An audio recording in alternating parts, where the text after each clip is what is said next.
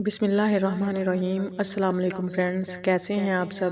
امید کرتی ہوں آپ سب ایمان اور صحت کی بہترین حالت میں ہوں گے، اور میری دعا ہے کہ آپ کا آج کا دن بہت اچھا گزرے۔ ہمارے آج کے ناول کا عنوان ہے چلو آزماتے ہیں۔ پھپھو ڈرائیور کے ساتھ آئی تھیں، 1 سال ہو رہا تھا ان کو پاکستان شفٹ ہوئے، اور یہ ان کا دوسرا چکر تھا ہمارے گھر میں۔ حالانکہ گجرات لاہور سے کوئی زیادہ دور نہیں تھا۔ امی اسے ان کی اکڑ اور دولت کا غرور سمجھتی تھیں، جبکہ ابو کے خیال میں ہمارا ان کے ساتھ رویہ اتنا اچھا نہیں تھا کہ وہ بار بار آتی۔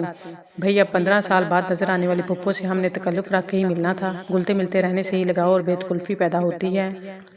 اور پھر جب ہم لوگ ان کے ہاں گئے تھے ان کے نئے گھر کی خوشی میں ہونے والی تقریب میں، تو ان کا رویہ کون سا قابل تعریف تھا۔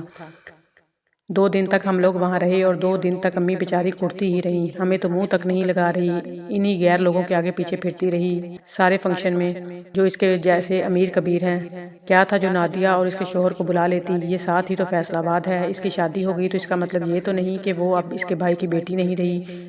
پھر تم دونوں کو بلانے کا بھی کیا مطلب تھا؟ خالی خولی بھائی کو بلا لیتی، وہ بھاگا چلا آتا۔ جب عرصہ گھر آئی تھی تب تمہارے ابو کا بس نہ چل رہا تھا، تم بہنوں کو اس کے گھر لائن بنا کر کھڑا کر دیں سیوا اور چاکری کے لیے۔ 1 منٹ بھی پیر نہ ٹکانے دیے تھے ہم ماں بیٹیوں کو، کہ کہیں خاطر میں کوئی کمی نہ رہ جائے۔ اور اب یہاں دیکھ لو، اس کی وہ بیٹی، وہ الوینہ صاحبزادی کے مزاج ہی ٹکانے پر نہیں۔ گھڑی بھر کے لیے سلام کرنے کو آئی، اور پھر کل سے دوبارہ شکل نہیں دیکھی۔ ابھی تو اللہ نے صورت نہیں دی، اگر تھوڑی صورت دے دیتا تو نخرہ آسمان سے بات کر رہا ہوتا۔ ان کے سب اعتراضات میرے دل کو لگے تھے۔ الوینہ کے معاملے میں نے ذرا رائت سے نظر ڈالی، میں اس کا پرابلم سمجھ گئی تھی۔ وہ صرف ہم سے ہی نہیں کترا رہی تھی، بلکہ وہ بیچاری کسی کا سامنا کرنے سے بھی اجتناب برتتی تھی۔ ہماری ودیع اس سے لاکھ درجے اچھی تھی۔ وہ نادیہ کی ہم عمر تھی، 2-3 سال کا فرق ہوگا۔ بچپن میں ایک حادثے کی وجہ سے اس کی بائیں ٹانگ میں فرق ہو گیا، چال میں ہلکی سی لنگڑاہٹ ہو گئی تھی۔ یہ ان لوگوں کے دبئی جانے سے 2-3 سال پہلے کی بات ہے۔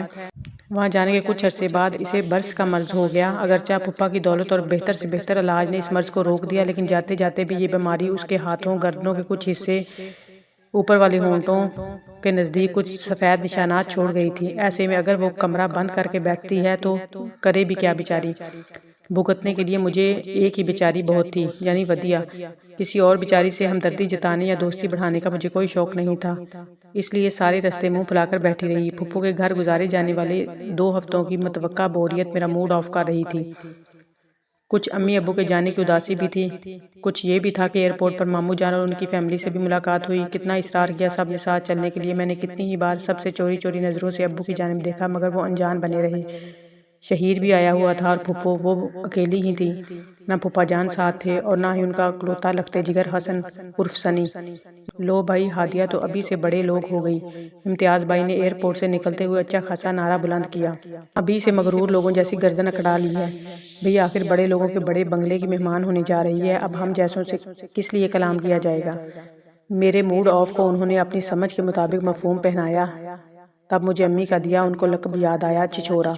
عرصہ پھپھو کو میں نے مسلسل ان کی بے سر و پیر باتوں پر مسکراتے دیکھا۔ مجھے تو یہ مسکراہٹ طنزیہ محسوس ہوئی، البتہ امتیاز بھائی اسے اپنی قدردانی اور عزت سمجھ کر مزید پھیل گئے۔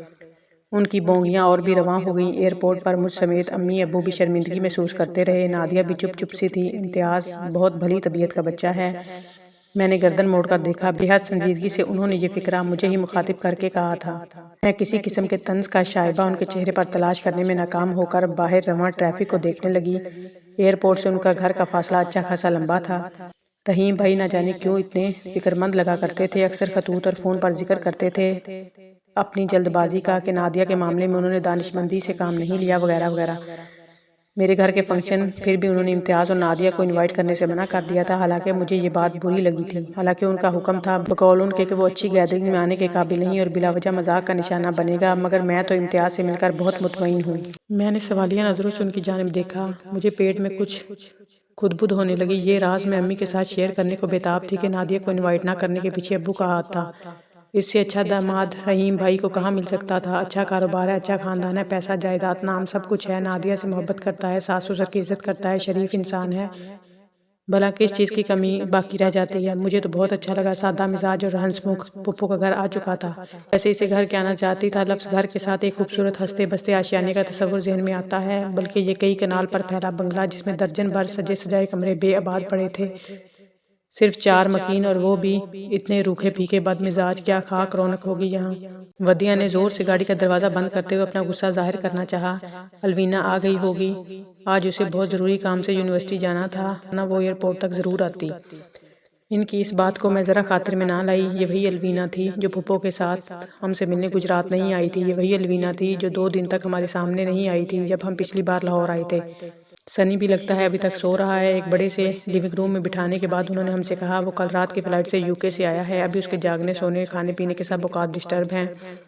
میں ابھی بھی خاموش رہی۔ مجھے بنا سنی شنی کے اوقات میں کیا دلچسپی ہو سکتی تھی؟ کیا پریشان ہو ہادیہ؟ بالآخر پھپھو کو میری جانب متوجہ ہونا ہی پڑا، اور یہی میں چاہتی تھی کہ ان پر ظاہر کر دوں کہ یہاں میں اپنی خوشی سے نہیں آئی۔ امی کی تاکید بھی یہی تھی کہ وہاں جاتے ہی پھیل مت جانا، کہیں تمہاری پھپھو سمجھے۔ لڑکیاں بنگلے میں رہنے کو ترس رہی تھیں۔ رحیم بھائی اور بھابی بڑے مبارک فرض کی ادائیگی کے لیے گئے ہیں۔ قسمت والوں کو یہ سعادت نصیب ہوتی ہے، بس تم ان کی خیریت کی دعا کرو۔ اداس بالکل نہ ہونا اور نہ ہی پریشان ہونے کی ضرورت ہے۔ یہ بھی تمہارا گھر ہے، یہاں تمہیں اتنا ہی پیار اور توجہ ملے گی جتنی تمہیں اپنے گھر ملا کرتی تھی۔ انہوں نے تسلی دینے کی بھرپور کوشش کی جو میرے لیے ناکافی تھا۔ اب وہ گردن گھما گھما کر ارد گرد کے جائزے لیتی ودیہ کو اپنے ساتھ لگا رہی تھی۔ اور یہ میرا معصوم بچہ، میری ننھی سی چڑیا، وہ اس کا ماتھا چوم رہی تھی اور میں حیرانگی سے لاڈ کا یہ مظاہرہ دیکھ رہی تھی۔ اس کے آنے کی مجھے بہت خوشی ہوئی ہے۔ اسے تو میں اپنے ساتھ اس لیے لائی ہوں کہ اپنی آنکھوں کو ٹھنڈک اور کلیجے کو سکون پہنچا سکوں۔ بھئی ہادیہ، تم برا مت ماننا۔ مجھے کیا برا ماننا تھا؟ البتہ ودیہ کی پریشان آنکھیں پھٹنے والی ہو گئی تھیں۔ اس نے یہ واہیانہ انداز کب دیکھے تھے؟ دراصل اسے دیکھ دیکھ کر میں اپنی امی جی کو یاد کرتی ہوں۔ رحیم بھائی نے تمہیں بتایا تو ہوگا کہ ودیہ ہو بہو اپنی دادی لگتی ہے۔ وہی رنگ روپ، وہی نئے نقش۔ اس عمر میں وہ بالکل ایسی ہی لگتی ہوں گی۔ اسے دیکھتی ہوں تو امی جی کی یاد تازہ ہو جاتی ہے۔ وہ اپنی نم ہوتی آنکھوں کو ٹیشو سے نزاکت سے چھونے لگیں اور میں یوں سر ہلانے لگی جیسے سب سمجھ گئی ہوں۔ اور میں واقعی سب سمجھ گئی تھی کہ ودیہ سے پیار کرنے کے باوجود امی کو اس کے رنگ روپ سے اتنے اعتراضات کیوں تھے۔ تم لوگوں نے کچھ کھایا پیا تو نہیں ہوگا؟ فریش ہو جاؤ، میں ناشتہ لگواتی ہوں۔ یہ ناشتے کا کون سا وقت ہے؟ ودیہ نے میرے کان میں سرگوشی کی۔ دن کے 12:15 بج رہے تھے۔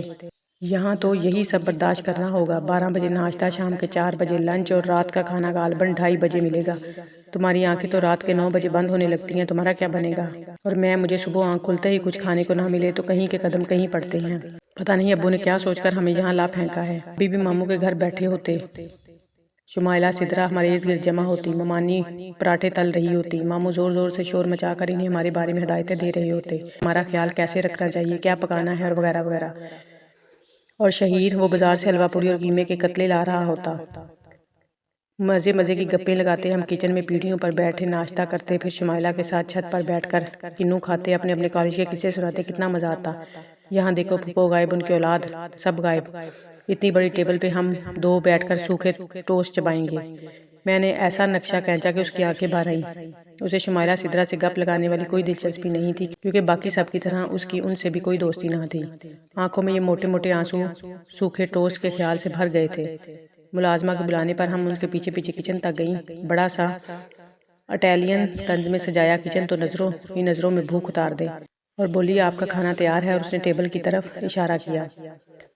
اور ٹیبل پر بہت سی اقسام کی چیزیں بھری پڑی تھیں، آملیٹ، فرائی، انڈے، سکے ہوئے ٹوسٹ، سادہ بریڈ، پراٹھے، آلو قیمے کا سالن، اس کے علاوہ پنیر، مکھن، شہد، جیم اور سینڈوچ کی بوتلیں اور ڈبے سجے تھے۔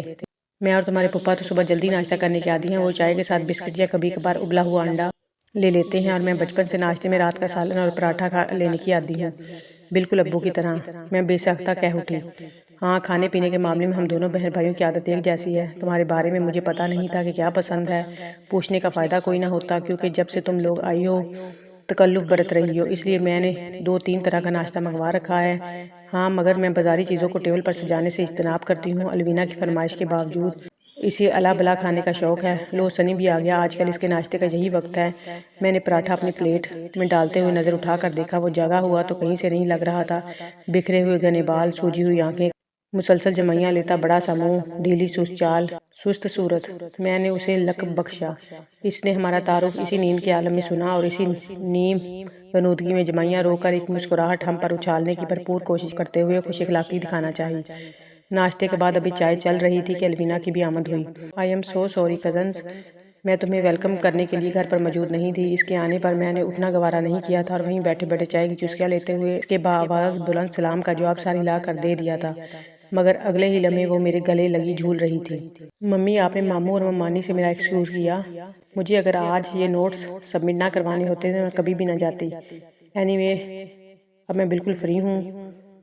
ایکچولی اگر تم لوگ نہ آتے تو میرا گجرات آ کر تم لوگوں کے ساتھ رہنے کا پروگرام تھا۔ اب کہیں جا کر تو فارغ ہوئی تھی، جب سے آئے ہیں بس مصروفیت ہی مصروفیت، یہ پیپرز وہ پیپرز، فلاں ٹیسٹ فلاں ایگزام۔ جب تم لوگ فنکشن پر آئے تھے تب بھی میرا بہت امپورٹنٹ ایگزام چل رہے تھے، گپ شپ نہ ہو سکی۔ یار دراصل مجھے ایگزامز فوبیا ہے، اتنی بھی اچھی تیاری ہو ایگزام کے دوران میں ایزی رہ ہی نہیں سکتی۔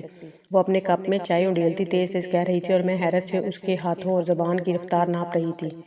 یہ ہماری پہلی باضابطہ ملاقات تھی، لیکن اس کے انداز سے ایسا نہیں لگ رہا تھا کہ وہ برسوں کی بے تکلفی لیے ہوئے تھی۔